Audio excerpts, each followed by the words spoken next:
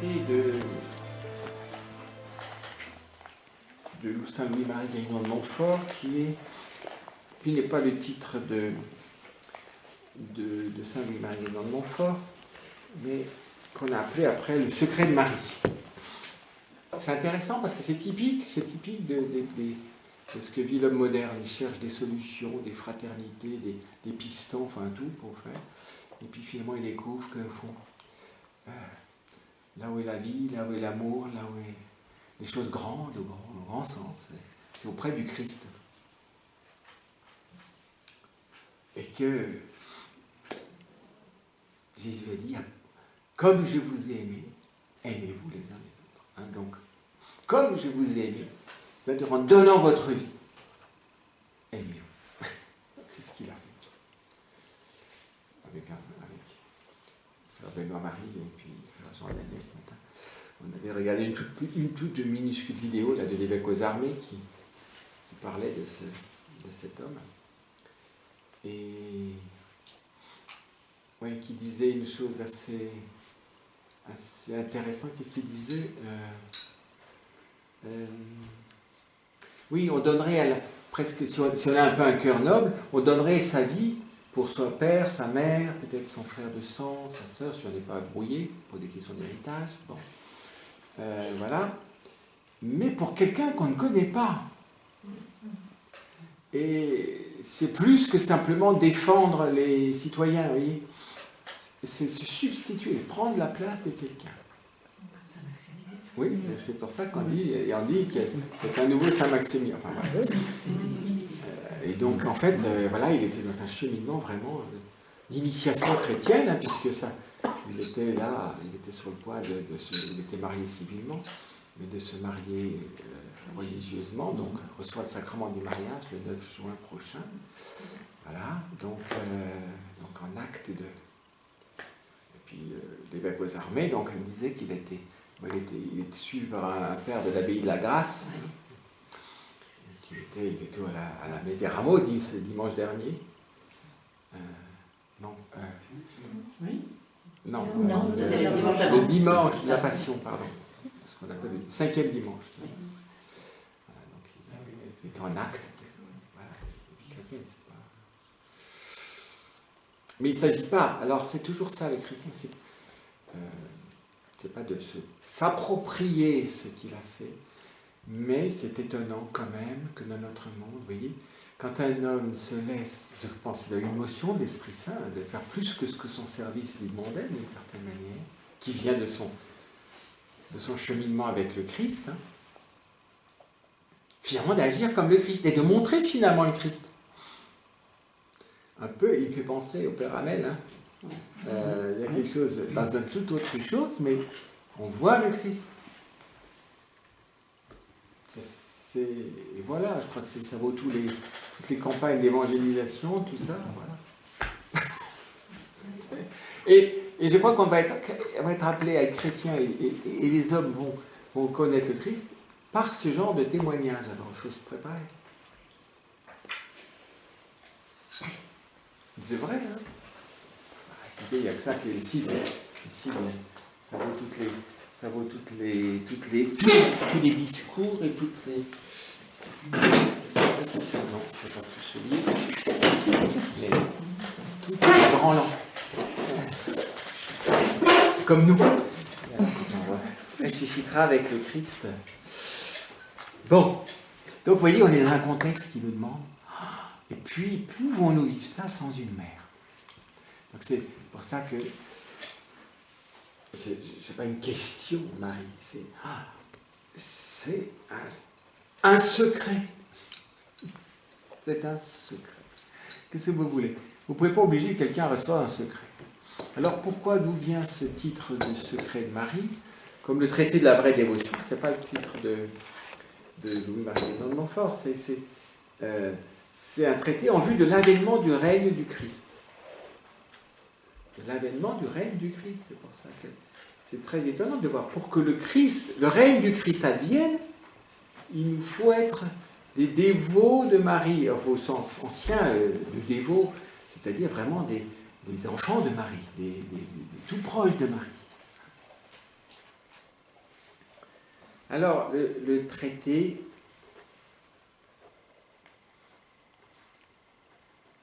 composa en 3 jours un livre des avantages de cet esclavage qui fut trouvé admirable. L'esclavage de Marie, ça c'est il aime beaucoup ça, être l'esclave de Marie. Comme un esclave, il est totalement à disposition. Il accepte de ne plus pérorer, ni de cogiter, ni de juger, ni de... Voilà. Un esclave au sens fort, il fait. Vous voyez ?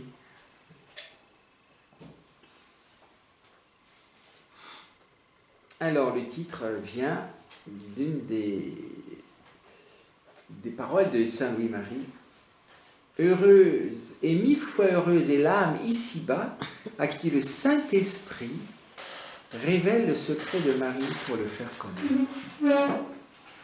Alors c'est beau parce que vous savez que Saint Séraphin de Sarov disait acquiert l'Esprit Saint. Et si l'on acquiert l'Esprit Saint, alors l'Esprit Saint nous révèle le secret de Marie. Et Saint Maximilien Marie Kolb disait, au fond, que Marie était la quasi-incarnation de l'Esprit Saint. Si je veux connaître l'Esprit Saint, il faut que je regarde Marie. Et que Marie, et comme elle ne vit que dans l'Esprit Saint, que de l'Esprit Saint, recevoir l'Esprit Saint et recevoir Marie, on pourrait dire recevoir Marie, c'est pratiquement recevoir l'Esprit Saint. Et c'est le recevoir en plénitude. Donc se laisser enfanter. Donc c'est beau. Hein, cette heureuse et 1000 fois heureuse est l'âme ici-bas à qui le Saint-Esprit révèle le secret de Marie pour le faire connaître.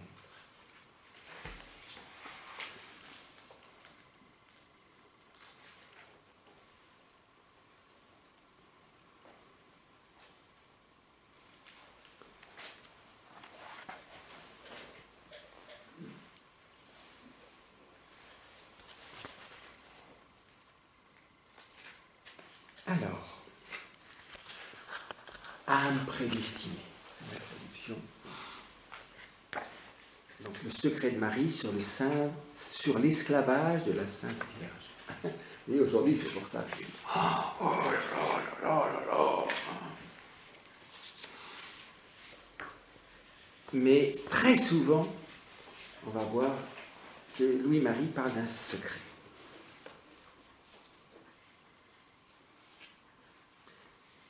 Et ce secret, il appelle ça, c'est la connaissance même de Marie et des merveilles de grâce opérées par Dieu en elle. C'est ça.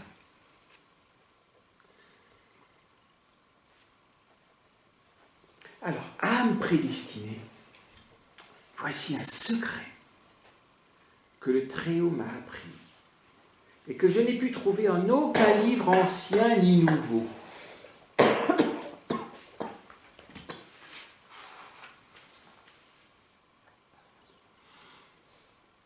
Alors, s'il dit ça, c'est quelque chose... on pourrait dire qu'il y a... Alors, à la fois, l'Esprit Saint garde les choses et dévoile toujours plus profondément. Conservare, renovare. Hein, conserver et renouveler. Et donc, il semble dire que ça ne peut pas non plus vouloir dire que Saint Louis-Marie veut dire qu'il est original, et qu'il est un génie, et que ce que personne n'a jamais dit, il le dit. Mais je crois que vraiment, il a la conscience que c'est une heure particulière pour l'Église de recevoir Marie. C'est ça le nouveau. Un kairos, c'est le moment, c'est l'heure. Et ça ne vous a pas échappé que notre pape actuel, et donc déjà Paul VI qui va devenir saint cette année, Saint Jean-Paul II, peut-être le bienheureux bientôt Jean-Paul Ier et Benoît XVI, vraiment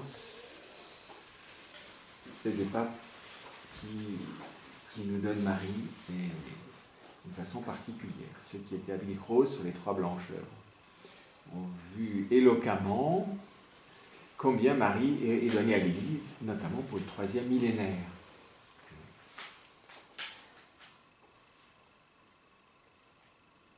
Et qu'il y a eu l'année mariale, l'année du rosaire, dans l'année de l'Eucharistie.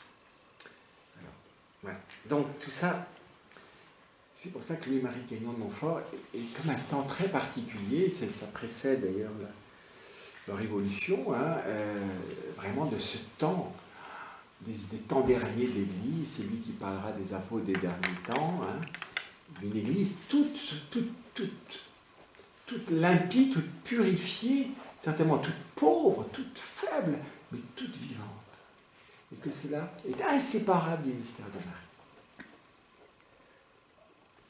Et que, indépendamment de la mission de l'Église, la sainteté est liée directement à Marie. C'est pas pour une œuvre seulement. Donc je n'ai pu trouver dans aucun livre ancien ni nouveau. Je vous le confie par le Saint-Esprit, à condition que vous ne le confierez qu'aux personnes qui le méritent par leurs oraisons, leurs aumônes, mortifications, persécutions, zèle du salut des âmes et détachement. Ah, vous voyez, alors, ce secret, comme un secret, hein, Jésus a dit de ne pas jeter des perles au pourceau. C'est une perle, en fait, ce secret, c'est une perle. C'est pas comme un secret de la franc-maçonnerie. Non, c'est une perle. Jetez pas les perles au pourceau. Et piétine tout. Et c'est rien. Ah oui, mais les petits pourceaux, ils sont si gentils, il faut quand même les... Non, jeter les perles au pourceau, c'est perdre des perles, c'est tout.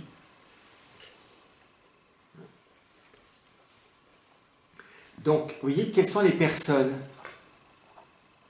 Ah, vous avez vu, l'oraison, l'aumône, la mortification, c'est-à-dire l'ascèse, un vrai travail sur soi, vous voyez, là, vraiment. Les persécutions, accepter aussi de pâtir. Et le zèle du salut des âmes et du détachement, parce que sinon. Donc c'est radicalement l'esprit de pauvreté. Le zèle pour le salut des âmes. Hein, où est le zèle pour le salut des âmes dans l'Église aujourd'hui? Le zèle pour le salut des âmes. On est dans, comment ça s'appelle? Le DET, c'est quoi? Dis-moi, Déisme. Déisme. DET, je crois. Vous savez, dans le bouquin qui est arrivé, qui est paru récemment, comment c'est? Le défi béni, non? Le monde qui l'est plus. Oui. Et alors, de façon un peu brève et caricaturale, il qualifie le christianisme moderne actuel, c'est le DET, c'est-à-dire thérapie. T, c'est thérapie, non? Déisme, thérapie, et E, c'est je sais plus quoi. Bon, c'est du christianisme cool pour mourir. Pour me sentir bien. Équilibre, non? Éthique, non? Ah oui. J'aurais dit équilibre aussi.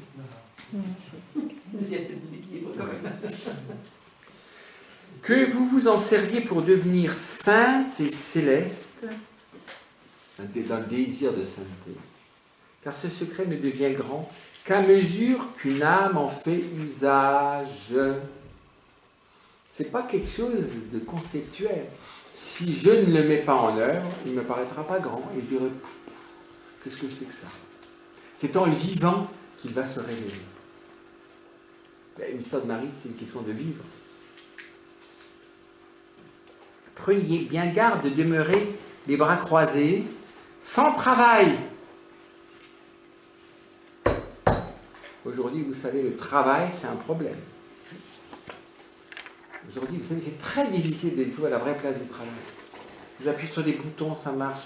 C'est immédiatement. C'est quoi travailler? Pourquoi travailler si c'est pas la peine? Pourquoi travailler si c'est pas la peine? Je pense que quand on a éduqué des jeunes enfants aujourd'hui, c'est vraiment une difficulté. Si c'est pas la peine, si ça marche sans travailler, pourquoi travailler? Hein? Et qui peut répondre? Qui a l'expérience que même si ça marche sans travailler, il est bon de travailler? Hein, vous voyez, hein? Alors, vous voyez ce qu'il dit là? Prenez bien garde de demeurer les bras croisés, sans travail, car mon secret vous deviendrez poison et serait votre condamnation. Donc ça demande un véritable amour de la vérité, d'être vrai. C'est comme l'Eucharistie, exactement. Vous savez, la prière avant l'Eucharistie, que cette Eucharistie ne soit pour moi ni sujet de compte, ni de... Comment ça, attendez, ni jugement, ni jugement, ni condamnation, mais qui lui apporte la guérison. Hein, ni jugement, ni condamnation. Et c'est curieux, parce que de s'approcher en vérité du mystère de Marie, ça peut être... Je peux pas être faux avec ça. Si je suis faux, ce sera un poison et ce serait votre condamnation. Comme pour l'Eucharistie. Alors je revois par rapport aux deux témoins de l'Apocalypse au chapitre 11. L'Eucharistie et le mystère de Marie. Vous voyez, c'est très... c'est pas pour les tièdes. Vous avez vu, la première condition, c'est pas pour les tièdes. Je pense que si vous êtes venu ici, c'est pas pour être tiède. C'est pour ça qu'il y a un peu de labeur. Physique un peu. Bon, mais aussi les promenades à bicyclette. Il a besoin, d'abord, il fait du bois et ensuite, pour l'énergie qui lui reste, avec ça, là, nous taquine. À condition que vous remercierez, c'est bizarre le français, Dieu, tous les jours de votre vie, de la grâce qu'il vous a faite de vous apprendre un secret que vous ne méritez pas de savoir. Vous savez, tous les grands secrets qu'on ne mérite pas de savoir, aujourd'hui on crache dessus. Et c'est pour ça que dans l'évangélisation, moi je suis assez grignonesque. En disant, moi j'ai un secret. C'est quoi ton secret? Ah non, bah écoute, c'est un secret. Plutôt que de crier Dieu t'aime dans toute la rue, voilà, je préfère susciter une interrogation. T'as un secret là? Pourquoi t'as toujours... Par exemple, pourquoi t'as l'air à peu près toujours de bonne humeur? Pourquoi? Ah ben non, je te le dis pas. Bon. 2 mois après. Non mais écoute, tu peux pas me dire quand même ton secret? Oh, bah pourquoi tu veux savoir ce secret? Ben, voilà, oui, c'est une manière de faire désirer un vrai secret. Parce que tant que je ne vois pas que ma vie chrétienne et ma foi, c'est un secret, je jette les perles au pourceau. C'est pas de l'élitisme, c'est de susciter un vrai désir. Parce que ce qu'on voit, on a presque gavé intellectuellement quelque chose de Jésus, que les gens n'attendent qu'une chose, c'est de recracher. Et à la fin, je ne veux pas être chrétien. Mais tu sais, Jésus t'aime, tu sais, il faut que tu l'aimes, hein, il est très gentil, et tout, et tout. À la fin. Je crois que c'est une mauvaise méthode. Hein. J'en vois aucun fruit, pas beaucoup. Par contre, vous voyez, il y en a un qui donne sa vie, mais qu'est-ce qui fait qu'il a donné sa vie là? Mais il est fou ou quoi? Il n'a pas fait pour avoir un hommage national, je pense pas. C'est aujourd'hui, non? C'est quand? C'était là, je crois. On est ce matin. Ah bon, c'est peut-être à cette heure-ci, non? Tout le monde est réveillé, 11h, 11h30, c'est les hommages nationaux. Donc ça en ce moment, donc vous voyez, il n'a pas... Mais qu'est-ce qu'il a? Mais quoi? Il est héroïque, mais quoi? C'est pourquoi héroïque? C'est quoi ça? Vous voyez? Il avait un secret ce bonhomme. Mais c'est quoi? C'est pas la grande loge de France, comme elle l'a dit. C'est autre chose. Ah oui. Alors, vous voyez, c'est pour ça que c'est très beau ce préambule de Saint Louis-Marie, parce que, quand il... Vous savez, c'est la loi de l'arcane qui existait dans l'Église primitive par rapport à l'Eucharistie. Et c'est pour ça qu'on congédie, normalement, on n'ose plus le faire, hein, les catéchumènes, après la liturgie de la parole. Hein. On les congédie, que les non-baptisés dehors. Mais parce que c'est comme si on faisait manger un beefsteak à un nouveau-né. Vous le tuez, vous êtes sûr? Donc, maintenant, tu as eu du lait, le lait qui est pour toi, maintenant tu pars.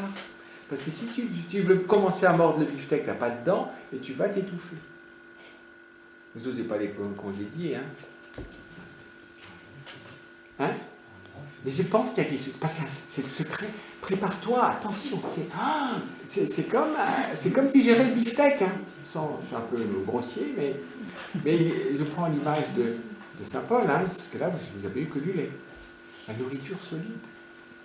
Et l'emblématique de la nourriture solide, c'est le beefsteak. Mais comme moi, je ne suis pas carnivore, mais symboliquement, c'est ça. La nourriture la plus riche, c'est le beefsteak.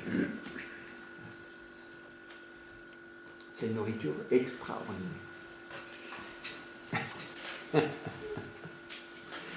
Bon. À mesure que vous vous en servirez dans les actions ordinaires de votre vie, donc dans la vie, c'est la petite Thérèse est là. La petite voix de la petite Thérèse, c'est la vie ordinaire. C'est pas facile, c'est la petite voix, la voix de la vie ordinaire. De votre vie, vous en connaîtrez le prix et l'excellence que vous ne connaîtrez d'abord qu'imparfaitement à cause de la multitude et de la grièveté de vos péchés, la gravité de vos péchés et de vos attaches secrètes à vous-même. C'est pour ça qu'au début, vous travaillez le détachement. Ceux qui travaillent le détachement. Parce que si je veux rester attaché à moi-même, c'est pas la peine. Ça n'ira pas. Je vais finir par trahir ce secret. Et c'est là qu'il est du poison pour moi, parce que, comme pour Judas, il finit par trahir Jésus parce que son cœur ne se laisse pas travailler par le mystère du Christ. Et donc, sa connaissance du Christ devient du poison, puisqu'il finit par commettre l'acte pour lequel il vaudrait mieux qu'un homme ne fût pas né.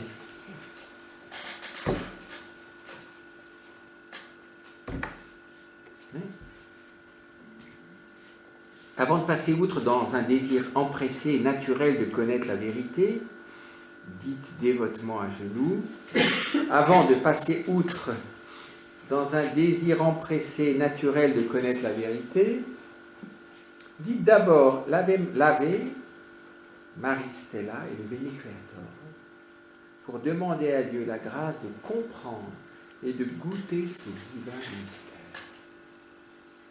Maintenant, il faudrait faire l'Ave Maris Stella et le Veni Creator. Et je vous laisse le prier, vous. Chacun. Si vous voulez le chanter, il y a déjà Daniel est prêt à vous le faire chanter. Le chef de chorale de toutes les îles Marianne, donc. Fais-moi Marie. Et le Veni Creator. C'est donc l'hymne à l'Esprit Saint. Marie et l'Esprit Saint. On pourrait dire que c'est la droite et la gauche d'un même mystère.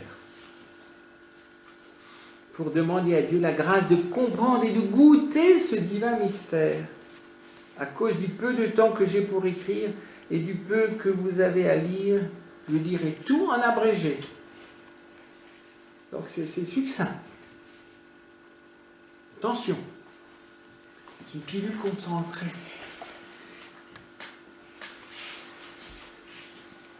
Donc ça, c'est ce prologue en quelque sorte. C'est vraiment, au fond, il faudrait... C'était pour ça le carême. Pour ça le carême. C'est l'esprit du carême. Alors, vous voyez, le mériter. Mériter ce secret. Vous voyez, vous comprenez bien ce que c'est que mériter le secret. Ça veut dire que être en accord, en disposition, mériter, c'est être en disposition de recevoir un tel secret. La prière, l'aumône, le jeûne, les trois choses, la mortification, la persécution. Et puis alors la charité fraternelle, hein, c'est le salut du zèle des âmes. Et travailler la disposition à tout, qui est la première des béatitudes, c'est la pauvreté du cœur, détachement.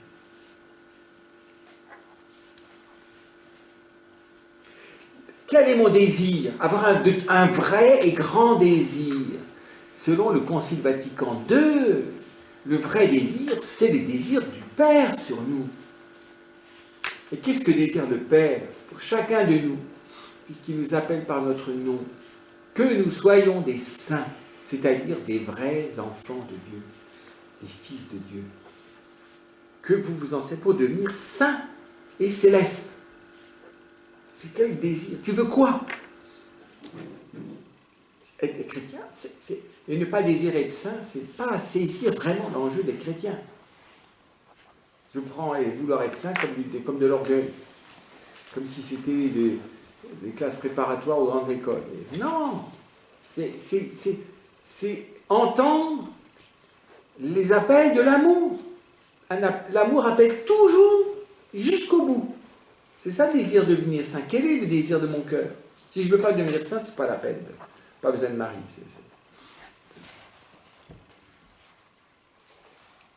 Et ça demande, dans les désirs, une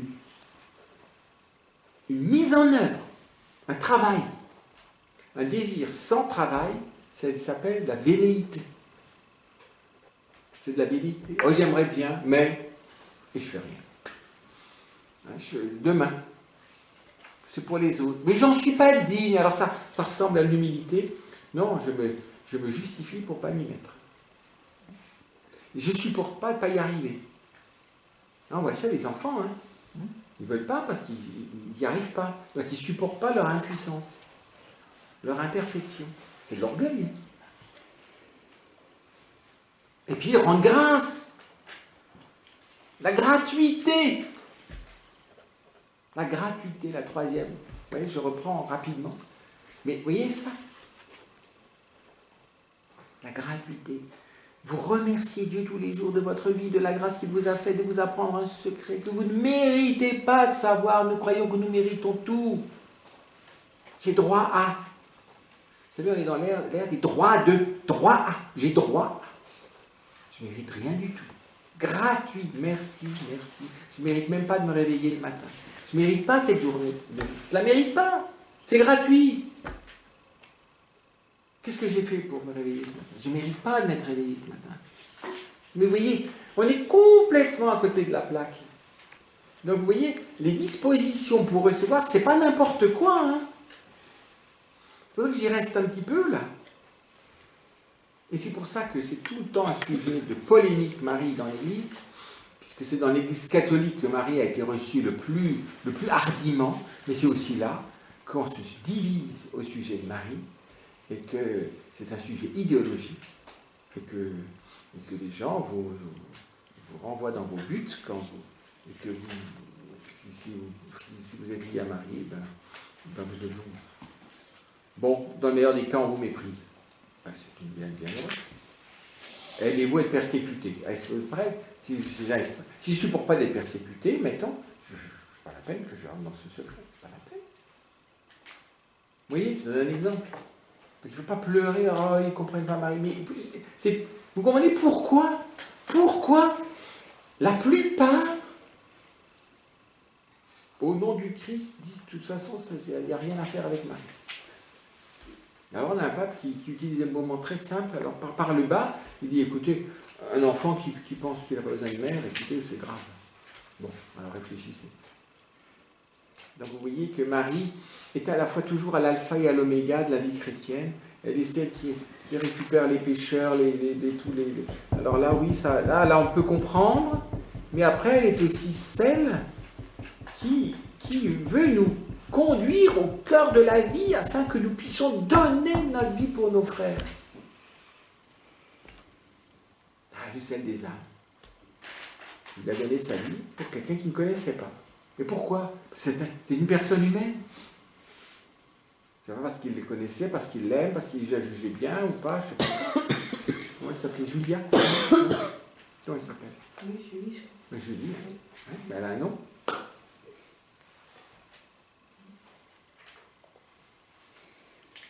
Et avant. Et ça se reçoit dans la prière.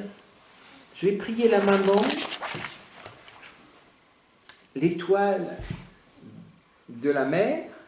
Salut, étoile de la mer. Et puis, l'Esprit Saint vient créateur, Esprit créateur dans le cœur du fidèle. Vous voyez, c'est pas... à la fois, c'est comme une méthode, mais ça n'en est pas une. C'est un don gratuit. Il faut s'y disposer dans Dieu, vous voyez. Et on ne peut pas rentrer dans le mystère pascal comme ça, tambour battant. La liturgie nous y aide, mais vous voyez, elle est belle la liturgie, mais elle a toujours une souffrance vis-à-vis de la liturgie. Je dis, mais est-ce que j'y suis vraiment rentré? On perçoit que c'est quelque chose d'abyssal et on n'en a touché que la croûte.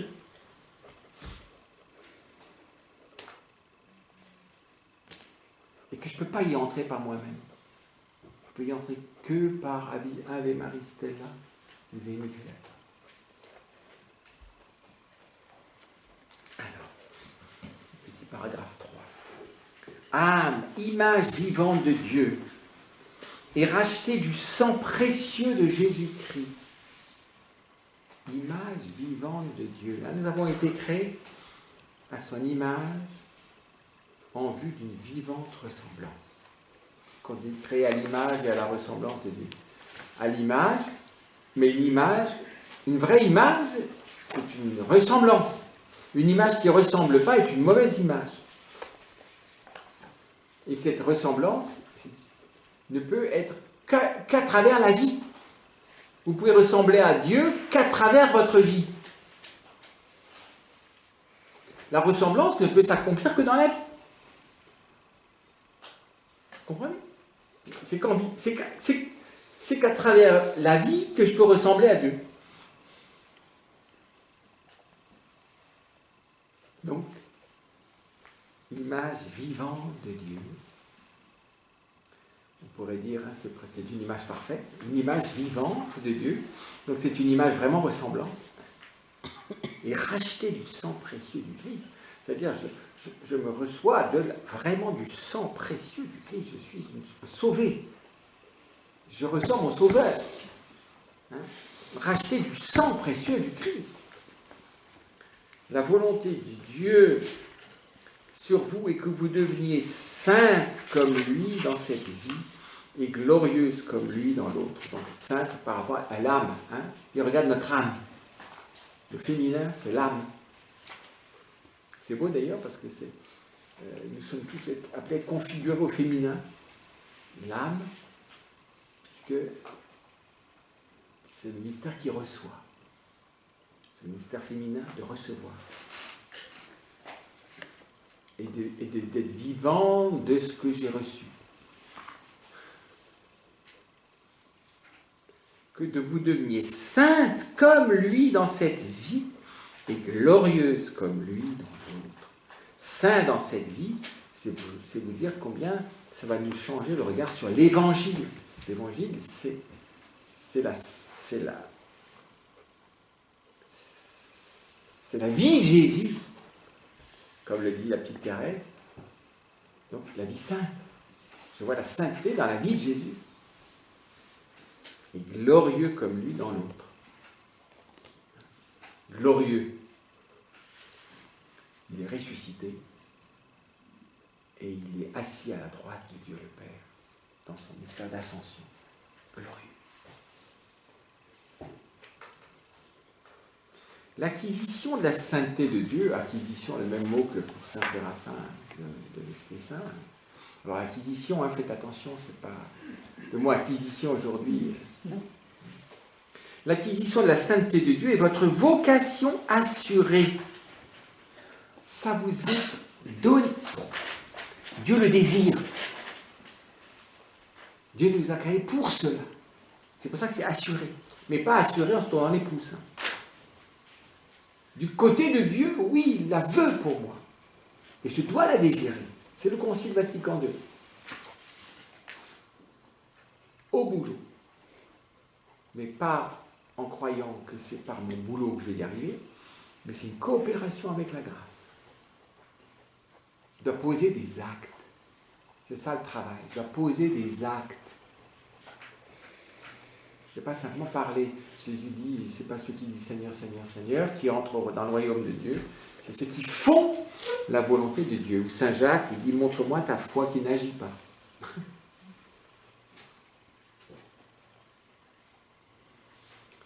c'est là que toutes vos pensées, paroles et actions, vos souffrances, tous les mouvements de votre vie doivent tendre. Ou vous résistez à Dieu en ne faisant pas ce pourquoi il vous a créé et vous conserve. Donc, soit c'est ça, soit je résiste à Dieu. Je résiste à Dieu. C'est ça, se damner. À force de résister à Dieu, ça s'appelle la damnation soft. Je résiste à Dieu pas pour des méchantes choses. Je résiste à Dieu pour faire quoi? Mais il me dit, c'est pas, arrête-toi 30 secondes pour m'adorer. Oh non, plus tard, j'ai autre chose à faire. Oui, comme ça. Oui, oh, il fait beau ce dimanche. Non, mais je crois qu'il vaut mieux que je fasse de la bicyclette. Dimanche prochain, j'irai à la messe. Voilà. Ensuite, tiens, tu pourrais peut-être un peu ne pas manger ce que tu as envie. Tu pourrais peut-être... pas aujourd'hui, demain peut-être, parce que bon, aujourd'hui, il faut que je l'ai très pénible à vivre, donc il faut que je me fasse un peu plaisir. Donc, je vais m'acheter un millefeuille, comme ça. Bon, je passe par la pâtisserie, donc, etc. Mais je vous donne des... Parce que sinon, ça passe très vite, hein, Louis-Marie Guérillon de Montfort. Vous voyez? Qu'est-ce que c'est résister à Dieu? Ah, c'est pas être très... Oh. Mais non, tout ça. En faisant tout ça, je suis encore un bon chrétien, j'ai du monde. Mais je résiste à Dieu. Ah oui, il faut cultiver notre conscience. Et l'examen de conscience. Regarde partout où je résiste à Dieu. Où est-ce que j'ai résisté à Dieu?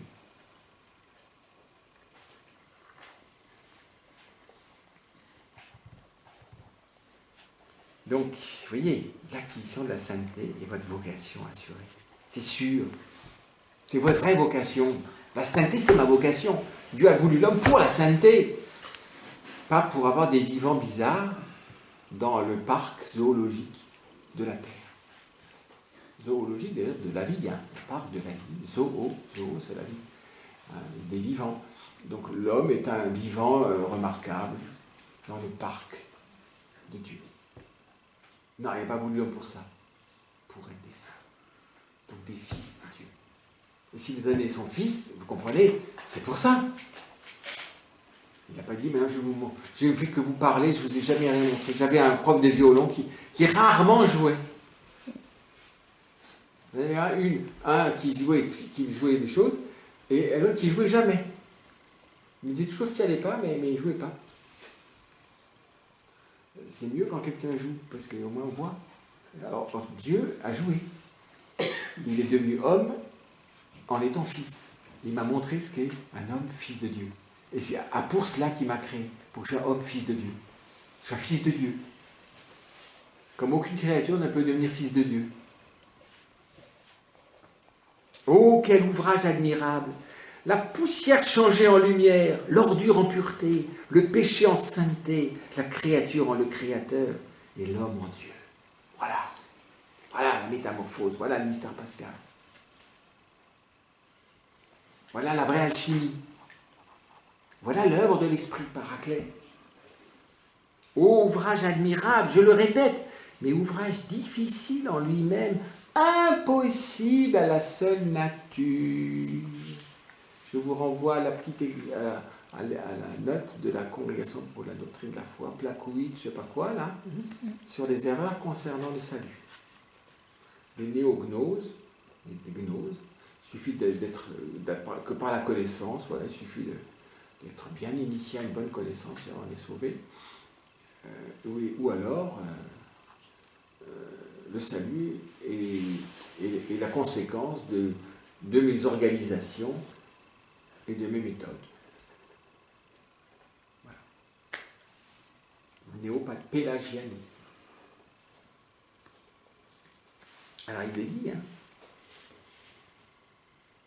cette merveille de la poussière changée en lumière, ordure en pureté, on n'a plus de cochon ici, c'est dommage. Péché en sainteté, créature dans le Créateur, c'est incroyable ça, et l'homme en Dieu. Divinisation, diront nos frères orientaux. La divinisation, la sanctification. Ouvrage admirable, mais ouvrage difficile en lui-même et impossible à la seule nature. Oh, mais c'est pas pour moi alors. Pas du tout. Ma grâce te suffit. Ma grâce te suffit. Dira Jésus à Saint Paul. Ma grâce te suffit. Et une grâce abondante et extraordinaire puisse en venir à vous.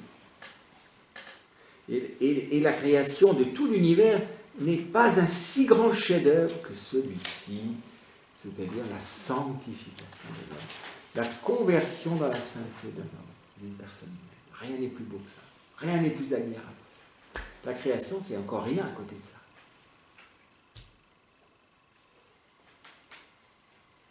Âme, comment feras-tu? Quel moyen choisiras-tu pour monter où Dieu t'appelle? Voilà le fameux Jean-Baptiste là, de Léonard de Vinci de monte le ciel. Tu peux monter, ça y est, tu peux y aller, vas-y. Les moyens de salut et de sainteté sont connus de tous, sont marqués dans l'Évangile, sont expliqués par les maîtres de la vie spirituelle, sont pratiqués par les saints et nécessaires à tous ceux qui veulent se sauver et arriver à la perfection. Tels sont, c'est quoi? L'humilité de cœur, l'oraison continuelle, la prière continuelle, la mortification universelle, l'abandon à la divine providence, la conformité à la volonté de Dieu.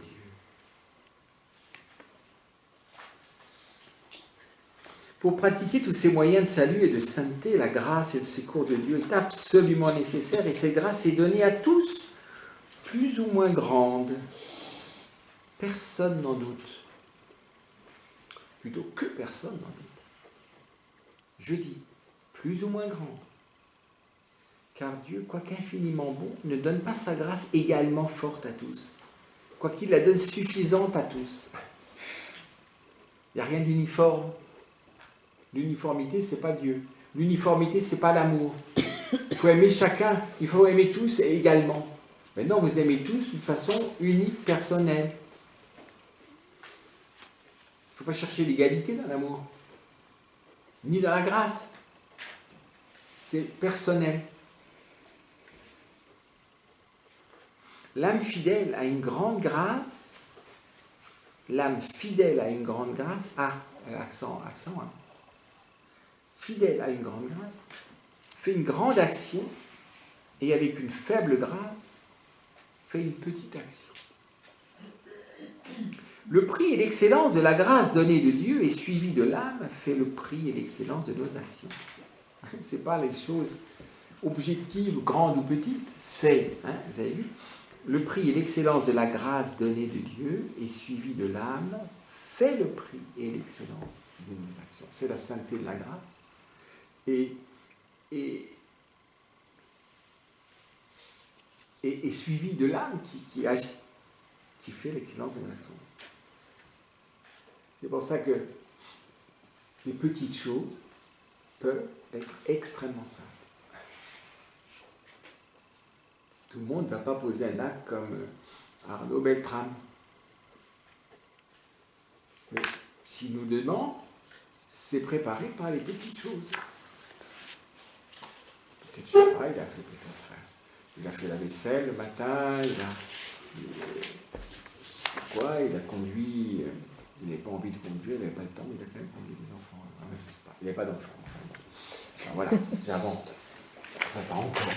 Il a d'autres enfants maintenant, j'espère.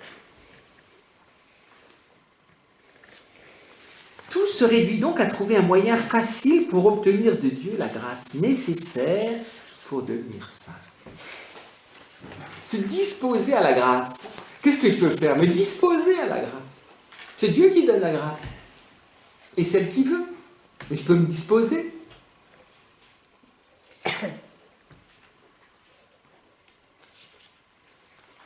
Et c'est celui que je veux vous apprendre. Et je dis que pour trouver la grâce de Dieu, il faut trouver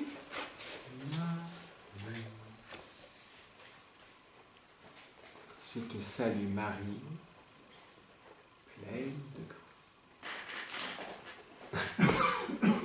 Je te salue Marie, pleine de grâce. Donc il montre le lieu, on pourrait dire théologique, là, se disposer à recevoir la grâce, d'y agir, et de glorifier cette grâce. C'est-à-dire, on va dire, d'être digne du don de Dieu, c'est-à-dire de ne l'avoir pas laissé se perdre, et d'avoir osé donner à la grâce d'opérer tout ce qu'elle veut faire à travers ce que Dieu veut bien nous donner de vivre, des grandes ou petites choses, généralement des petites, et vraiment sans gloire. Sans gloire.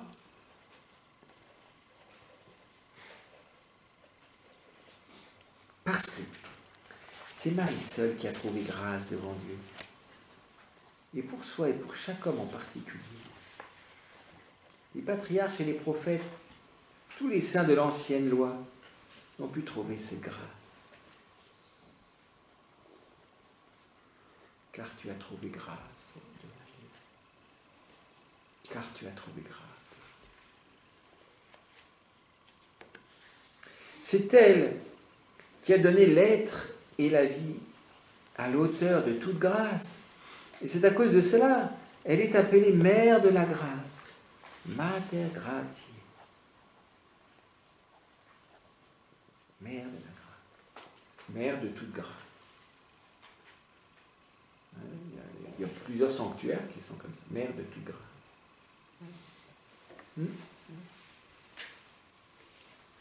À Cotignac, c'est Mère de grâce. Notre-Dame des Grâces. Notre-Dame des Grâces. Alors normalement, à Taupoisin, c'était Mère de toute grâce. Et longtemps, l'Église n'a pas voulu qu'on mette toute. Alors, bon. Mais la Mère des Grâces. Mais alors toutes ou pas toutes. Mais dans l'esprit, dans le désir de Dieu, c'est de toutes. Et quant à nous, c'est souvent pas toutes. Et puis ceux qui ne la veulent pas, Dieu même si quelqu'un ne veut pas de Marie, donne quand même un peu de grâce. Mais si je regarde selon la finalité, selon les désirs de Dieu, elle est mère de toute grâce. Si je regarde le formel de la grâce, alors je dis mère de grâce. Vous comprenez? Si je dis, il n'y a que par Marie que je peux recevoir la grâce, c'est pas vrai. Mais si je regarde les désirs du Père dans son don de la grâce aux hommes, il voudrait que toutes les grâces passent par Marie. Vous comprenez? Selon la finalité, c'est toute grâce. Selon l'aspect formel, mère des grâces. C'est pas contradictoire. Vous comprenez? Ça dépend des causalités. C'est pour ça qu'il faut faire de la philosophie. Pour décrasser l'intelligence. Pour avoir un peu de relief dans l'accueil du réel et qu'il y a plusieurs demeures qui, vous voyez. Mais l'ultime demeure, c'est selon la finalité. Donc le désir du Père, c'est finalement de nous combler comme il a comblé Marie, et donc à travers Marie, et donc à travers sa maternité, de tout ce qu'il a donné par son Fils Jésus-Christ, qui est formellement l'unique source de grâce. Alors vous voyez, le Christ est l'unique source de grâce, et on va dire que Marie est source de toute grâce. Alors, des contradictions apparentes. C'est ça la théologie. Et quand elle est mystique, c'est-à-dire qu'elle va chercher les intentions profondes de Dieu, je regarde la cause finale. Dieu le Père, de qui tout don parfait, toute grâce descend comme de sa source essentielle, en lui donnant son Fils, lui a donné toutes ses grâces, en sorte que, comme dit saint Bernard, la volonté de Dieu lui est donnée en lui et avec lui.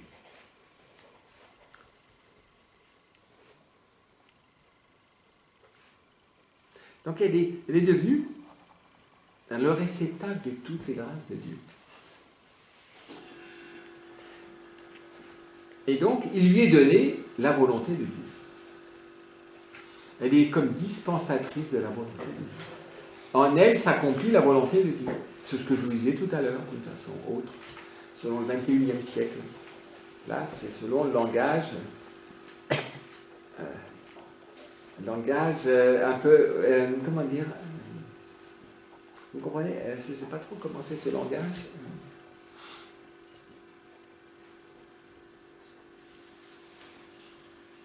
C'est un peu,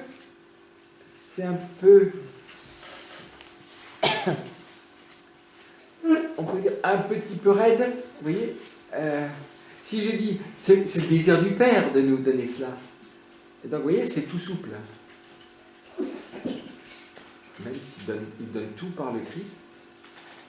Et donc, je vais regarder, alors, puisqu'elle a donné le Christ par Marie, et que c'est Marie qui nous le donne, donc, tout ce qu'il donne par le Christ, il le donne par Marie. Et donc, Marie est dépositrice. Vous voyez, c'est réciproque. Mais si je regarde l'intention d'amour, alors je vois que il veut tout nous donner par son Fils, et il veut tout nous donner par sa créature bien-aimée. Ce qui montre combien il veut nous mettre au cœur de son œuvre d'amour. C'est pour ça que toute l'Église va être mobilisée par le don de la grâce. Et que par exemple, quand quelqu'un donne sa vie pour quelqu'un, il devient un canal de grâce pour cette personne. C'est la coopération dans l'amour. Dieu l'a choisi, alors c'est sur des exemples un peu. Dieu l'a choisi pour la trésorière, l'économe et la dispensatrice de toutes ses grâces. Le trésorier d'une association, vous voyez ce que c'est? L'économe d'une communauté. Je ne sais pas qui est économe, enfin bon. Dispensatrice, celle qui donne. En sorte que toutes ces grâces et tous ces dons passent par ses mains, et selon le pouvoir qu'elle en a reçu suivant Saint Bernardin, le ciel, elle donne à qui elle veut, comme elle veut, quand elle veut, et autant qu'elle veut. Alors ça veut dire qu'il faut être dans ses petits papiers. Elle n'a pas de petits papiers. Ah non, elle n'a pas de papier. Ces papiers, c'est plaire à Dieu, plaire à Dieu. Plaire à Dieu. Comment te plaire? Le Père Philippe aimait beaucoup Commodo placeat Deo. Comment plaire à Dieu? Comment te plaire? C'était sa devise. Comment te plaire? En fait, c'est la devise de Marie. Comment te plaire? Et alors, elle nous donne comme ça plaît à Dieu. Parce qu'elle nous regarde comme Dieu nous regarde. Comme le Père nous veut chacun. Comme le Père nous appelle par notre nom.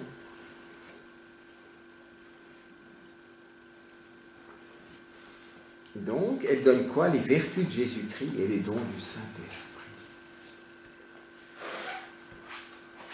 Cinquièmement, comme dans l'ordre naturel, il faut qu'un enfant ait un père et une mère. De même, dans l'ordre de la grâce, il faut qu'un vrai enfant de l'Église ait Dieu pour père et Marie pour mère. Ça, c'est plus facile à comprendre. Et s'il se glorifie d'avoir Dieu pour père, n'ayant point la tendresse d'un enfant pour Marie, c'est un trompeur qui n'a que le démon pour père. Ah ben oui, il y en a, hein. Qui, à l'heure autant T, on dit le démon pour père. Ben, elle a plus souvent le démon pour père qu'on le croit, hein. Seulement, c'est enlevé du dictionnaire liturgique. Vous avez vu? On a évité les 4 versets. C'est verset 44, je crois. Du chapitre 11 de Saint Jean. Vous voyez, il faut... Voilà. J'allais dire, vous voyez, c'est curieux, parce qu'à la fois c'est un secret. Mais en même temps, si je m'y oppose, je ne peux ne pas le connaître. Et le malheur à celui qui s'y oppose. Parce que s'y opposer, c'est finalement avoir le démon comme père. Si je n'ai rien compris, je me tais. Et si je m'y oppose, j'ai le démon comme père. De même que si je m'oppose à l'Eucharistie, on peut devenir saint sans l'Eucharistie d'une certaine manière, sans pratiquer l'Eucharistie. Mais parce que je ne l'ai pas découvert. Mais si je m'oppose à l'Eucharistie comme tel, j'ai le démon comme père. Il y a beaucoup de gens qui ont vécu, on pourrait dire, sans l'Eucharistie. Pour diverses raisons. Notamment, On pourrait dans le jansénisme d'une certaine manière. Mais ils ne sont pas opposés, au contraire, c'est une telle exaltation que de toute façon, je ne suis pas digne, et donc jamais, enfin peut-être le dernier jour je pourrais recevoir, mais sinon je ne peux pas recevoir. Donc ils ont vécu sans l'Eucharistie. Mais s'ils ne sont pas opposés. Au contraire. Si je dis, je n'ai pas besoin de l'Eucharistie, j'ai le démon comme père. Vous voyez là, je vous montre comment, vous voyez, pour bien penser au sens, parce que si facilement on oppose tout, parce qu'on, vous voyez, on n'a pas le relief, il faut du relief. Puisque Marie a formé le chef des prédestinés, on est prédestiné à être saint et immaculé devant la face, qui est Jésus-Christ. Le chef des prédestinés, c'est le premier prédestiné, c'est Jésus. C'est elle aussi de former les membres de ce chef, qui sont les vrais chrétiens. C'est un pléonasme, les vrais chrétiens. Hein? Mais on est obligé de le dire. Les vrais chrétiens. Mais on n'est pas chrétien quand on n'est pas vrai. Et on est à une heure des vrais chrétiens. Nous avons eu devant les yeux un vrai chrétien. Et pourtant, il n'était pas encore tout à fait en règle, puisqu'il n'était pas encore marié par l'Église. Alors il vivait peut-être en frère et sœur, je ne sais pas, mais canoniquement, il y a quelque chose qui ne va pas. Et pourtant, quelqu'un qui a canoniquement quelque chose qui ne va pas, pose un acte absolument chrétien, parfait. Il n'y a pas d'amour plus grand que de donner sa vie. Vous avez vu ça? C'est très intéressant.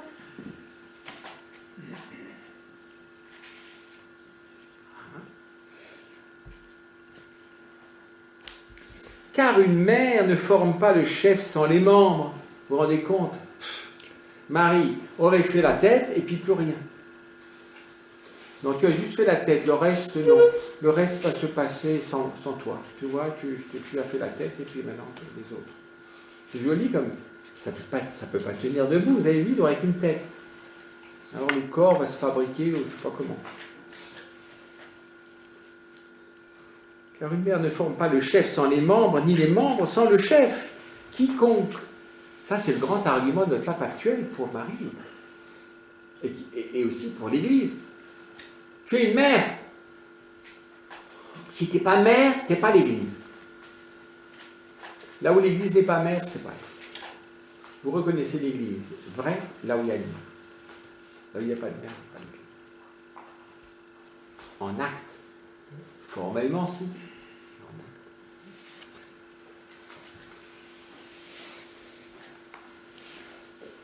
Quiconque donc veut être membre de Jésus-Christ, plein de grâce et de vérité, doit être formé en Marie par le moyen de la grâce de Jésus-Christ, qui réside en elle en plénitude. Pour être communiqué en plénitude aux vrais membres, toujours les vrais membres de Jésus-Christ, et ses vrais enfants. Vous voyez, le vrai. Et si vous écoutez les homélies de 7h du matin, là, à Sainte-Marthe, c'est toujours ça. T'es pas vrai. Donc, c'est pour être vrai. Il y a tout le temps vrai. Parce que l'amour implique toujours d'être vrai. Sinon, on se fourre le doigt dans l'œil, pardon, mais c'est grossier. On se leurre. C'est mieux. On se leurre soi-même. Et tout le temps, vous voyez, il faut vrai chrétien, vrai apôtre, vrai adorateur, vrai enfant de Dieu. Mais parce que c'est l'amour. L'amour n'existe que là où c'est vrai. Si c'est pas vrai, il n'y a pas d'amour. Et pourquoi être vrai? Pour l'amour. Pourquoi la vérité? Pour l'amour. Le Saint-Esprit ayant épousé Marie, ayant produit en elle et par elle, et d'elle, Jésus-Christ, ce chef-d'œuvre. Le Verbe incarné, comme il ne l'a jamais répudié, comme l'Esprit Saint n'a jamais répudié Marie, il continue à produire tous les jours en elle et par elle, d'une manière mystérieuse mais véritable, les prédestinés, c'est-à-dire les enfants de Dieu. Elle n'a pas été répudiée. Ça, c'est la théologie protestante, c'est comme une répudiation. Bon, maintenant, tu as fait ton boulot. Bon, maintenant, tu rentres dans le rang. J'ai fait comme si tu étais l'épouse. tu as été un petit moment l'épouse du Père, bon, tu as porté mon fils, maintenant, voilà. Maintenant, vous voyez, comme le pape dit, quand on est nommé à un office, il faut aussi, dans la nomination, y intégrer la renonciation. Je te demande maintenant d'être évêque, maintenant c'est fini. Enfin, on est toujours évêque, mais dans la mission. C'est pas de cet ordre-là, parce que c'est de l'ordre directement vital et de l'amour. Il n'y a pas de retraite dans l'amour, il n'y a pas d'abstraction dans l'amour, il n'y a pas, on n'est jamais mis de côté dans l'amour, on n'est jamais... Donc, impossible que Marie soit lâchée en cours de route d'une mission d'amour. Si elle a été appelée pour mettre le jour à la tête, c'est aussi les membres. Et si l'Esprit Saint l'a choisie et œuvre à travers elle, il continue de tout faire à travers elle.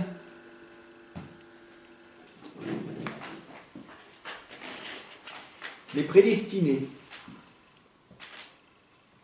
Marie a reçu de Dieu une domination particulière sur les âmes. C'est d'ailleurs profondément sa royauté. Pour les nourrir et faire croître Dieu. Et faire croître en Dieu. Saint Augustin dit même que dans ce monde, les prédestinés sont tous enfermés dans le sein de Marie. Sa descendance. C'est mieux que le sein d'Abraham. Notre nouveau sein qui nous porte, S-E-I-N, c'est plus le sein d'Abraham, qui est fondamentalement le sein de notre Père dans la foi, c'est le sein de Marie qui est vraiment la croyante par excellence. En elle, Abraham est préfiguration de Marie dans sa foi. La foi est pleinement accomplie en Marie. C'est beau. Saint Augustin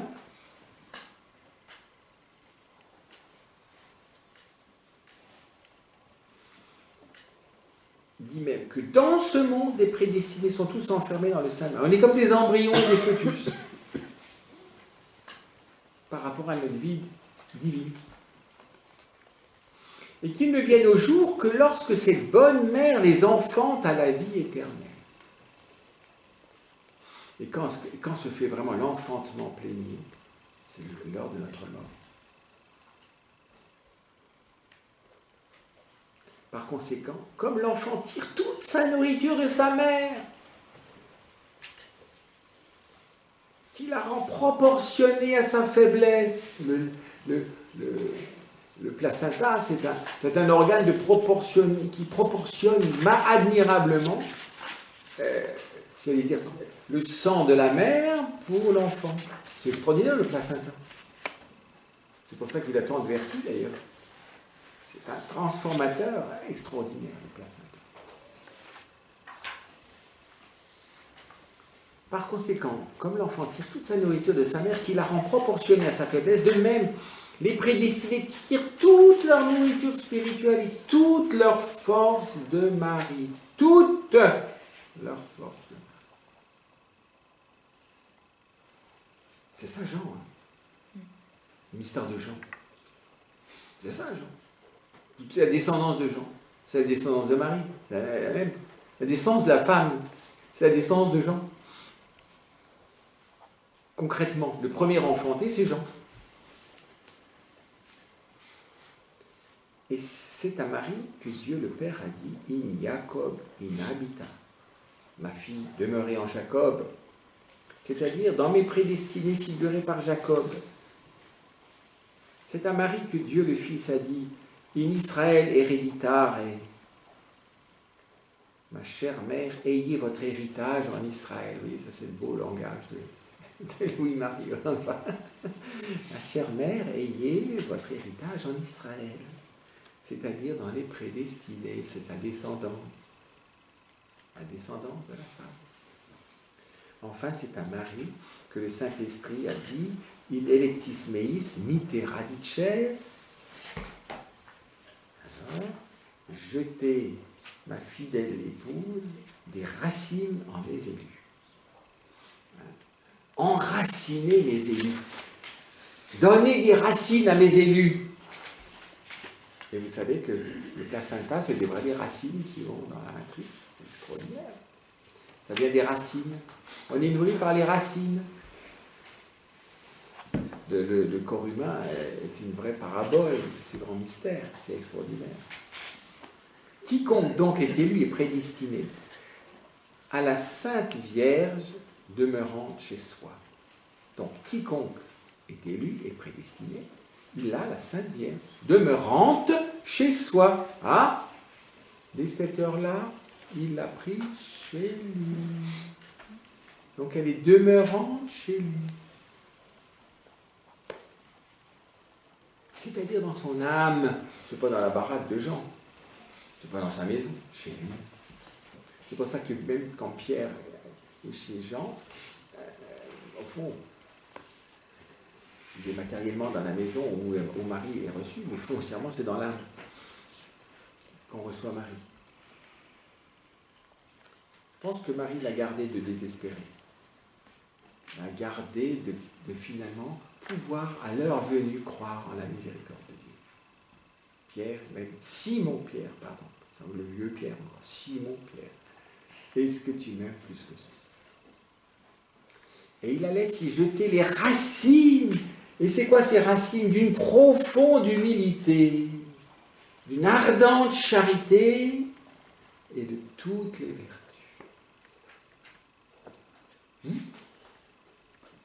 Les racines d'une profonde humilité, d'une ardente charité et de toutes les vertus, c'est-à-dire du travail. Marie est appelée par saint Augustin et en effet le monde vivant de Dieu. Le monde vivant de Dieu. C'est la création vivante de Dieu. Forma Dei. C'est-à-dire que c'est en elle seule que Dieu, fait homme, a été formé au naturel, sans qu'il lui manque aucun trait de la divinité. C'est aussi en elle seule que l'homme peut être formé en Dieu au naturel, autant que la nature humaine en est capable, par la grâce de Jésus-Christ. Un sculpteur peut faire une figure ou un portrait au naturel de deux manières. Se servant de son industrie, de sa force et de sa science, et de la bonté de ses instruments, pour faire cette figure en une matière dure et informe. Il peut la jeter en moule, il peut la mettre dans un moule. Vous voyez, soit il la sculpte avec des trucs, soit il la met dans un moule. La première manière est longue et difficile et sujette à beaucoup d'accidents. Ça, c'est le chrétien qui veut devenir saint sans Marie.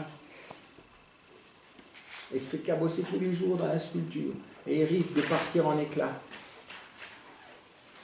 Il ne faut souvent qu'un coup de ciseau ou de marteau donné mal à propos pour gâter tout l'ouvrage. Et après on dit, j'en ai assez, je laisse tomber, je suis découragé. J'essayais d'être patient et toujours je suis impatient. Donc je laisse tomber. De toute façon, ce n'est pas pour moi la sainteté. Eh bien voilà, tu n'avais qu'à prendre le moule. Alors la deuxième manière. La seconde est prompte, facile et douce. Le problème, c'est de se laisser mettre dans le moule. Presque sans peine et sans coûtage, ça coûte rien, c'est joli coûtage, pourvu que le moule soit parfait et qu'il représente au naturel. Pourvu que la matière dont il se sert soit bien maniable, ne résistant aucunement à sa main. Vous voyez, c'est pas du tout la même chose, hein, les deux voies. Il y a deux défis de chaque côté. Et là, ne résister en rien à ça. Donc se laisser mouler. Marie est le grand moule de Dieu, fait par le Saint-Esprit, pour former au naturel un homme. Dieu, par l'union hypostatique. C'est formé au naturel, hein, par la nature. Un homme, Dieu, par l'union hypostatique. Et pour former un homme, Dieu, par la grâce. Donc sa maternité divine continue sur nous. Il ne manque à ce moule aucun trait de la divinité. Quiconque y est jeté et se laisse manier aussi, il reçoit tous les traits de Jésus-Christ, vrai Dieu, d'une manière douce et proportionnée à la faiblesse humaine, sans beaucoup d'agonie et de travaux. D'une manière sûre, sans crainte d'illusion, car le démon n'a point eu et n'aura jamais accès en Marie, sainte et immaculée, sans ombre de la moindre tache de péché.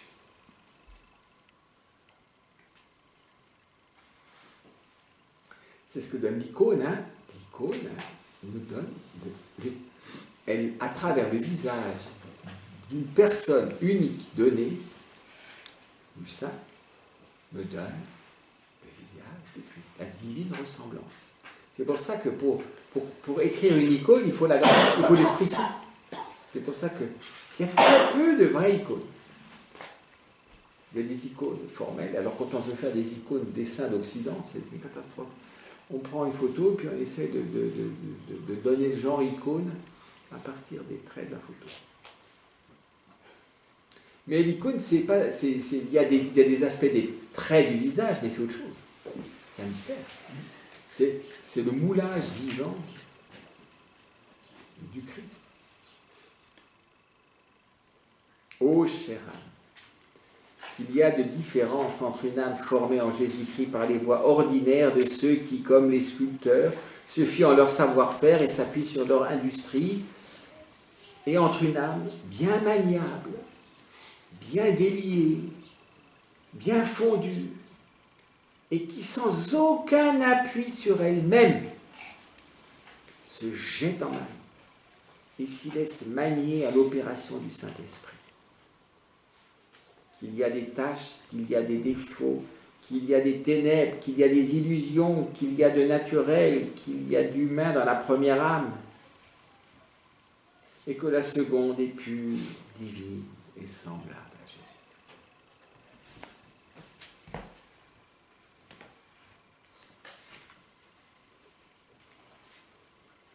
Vous avez encore 2 secondes. Je vais vous dire le prochain.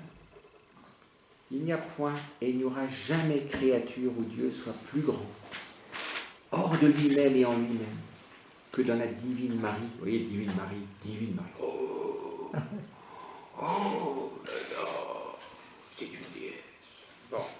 Sans exception, ni des bienheureux, ni des chérubins, ni des plus hauts séraphins, dans le paradis même. Marie est le paradis de Dieu.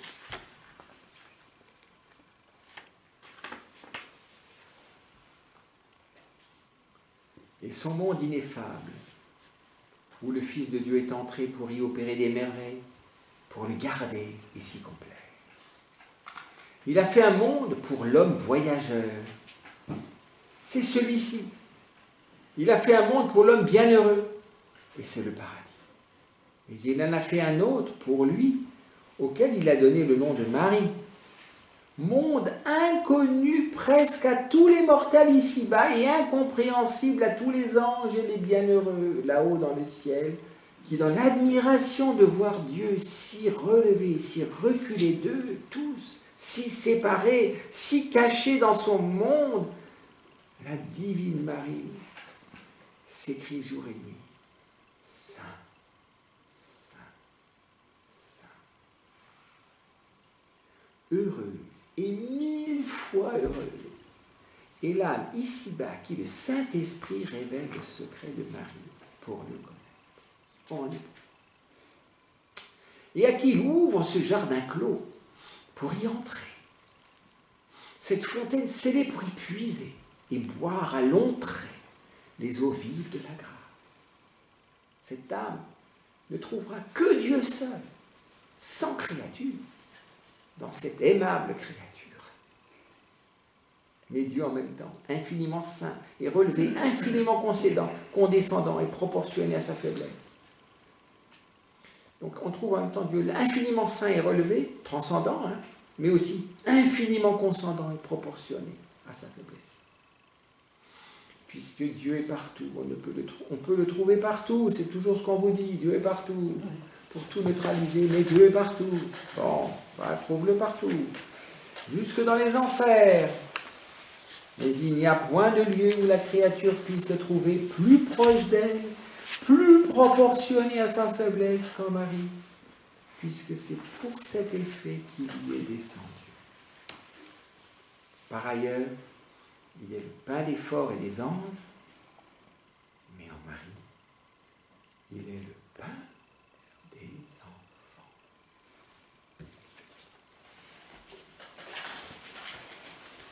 Est-ce que vous avez quelques questions?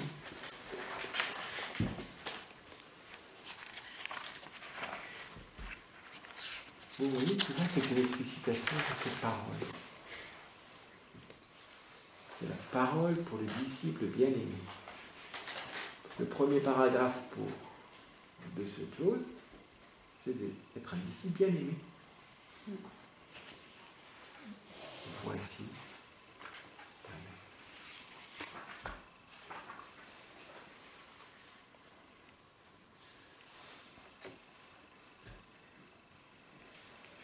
Précision, non? Donc, alors, essayons de... Alors, bon, autant que c'est possible. J'allais dire, un esprit de silence. Parce qu'on peut recevoir un secret que dans un secret, donc c'est un silence. Il n'y a pas de secret sans silence. D'accord?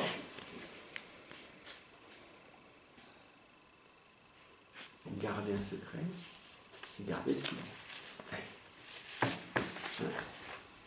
Donc c'est un esprit de silence, c'est-à-dire qu'on peut pas. Mais une manière, voilà. Et on désire, et je crois que c'est beau de prier les uns pour les autres, en chacun quelque chose d'important et de cette œuvre de l'Esprit Saint. Et le mystère pascal, le mystère de la croix, est le lieu par excellence pour recevoir ce secret. Personne ne peut aller à la croix, être vivant à la croix, c'est-à-dire être debout près de la croix, d'être vivant de la croix, par lui-même.